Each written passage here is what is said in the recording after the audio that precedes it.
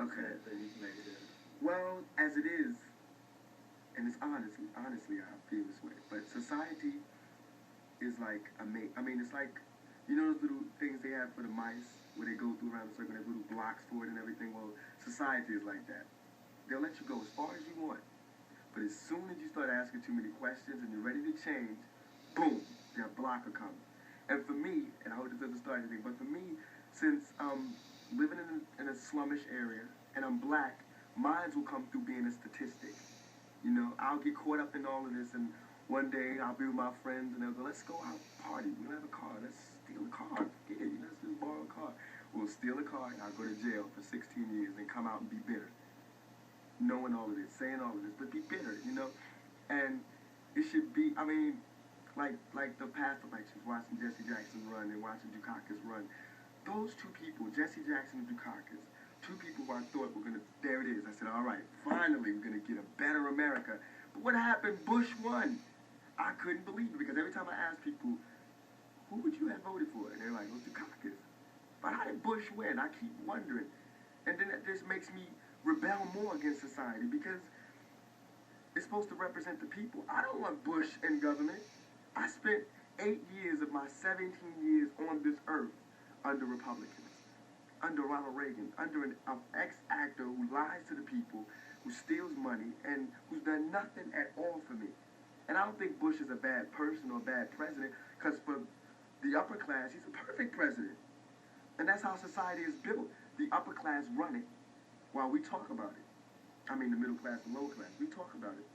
And for the working class, we're just lost. We're going through the motion. We're the worker bees. And they get to live like royalty.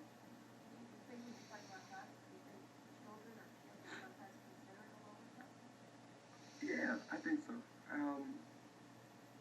But they're even with children, there are classes. Like even at TAM, there's the lower Marin City class.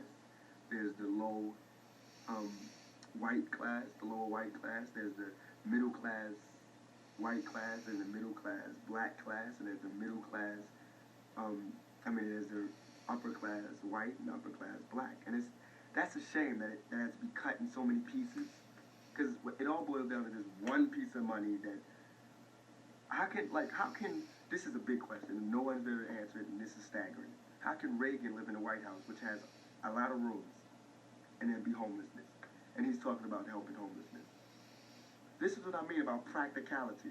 All right, if there's someone homeless in Washington, D.C., if there's homelessness, and he has the White House, which has 1,000 rooms, why can't he take some of them people off the street and put them in his White House? Because he doesn't want to get dirty. The White House would be a little tainted, and when his rich people from Jamaica and everything comes to see him, they'll be, ooh, these people, you know? And that's dumb. He wants to build houses and everything. Let him stay in the White House. All his rooms are not being used. Then he'll have people from the streets to help him make with his ideas. I mean, these people that are homeless have done things. They haven't been homeless forever. They've done things in society. They've done things. They've had jobs before. They've done things. They've worked hard. There should be an automatic. They get a house somewhere and live comfortably. There are things they can do, you know, and I think that's wrong. I think that's really bad.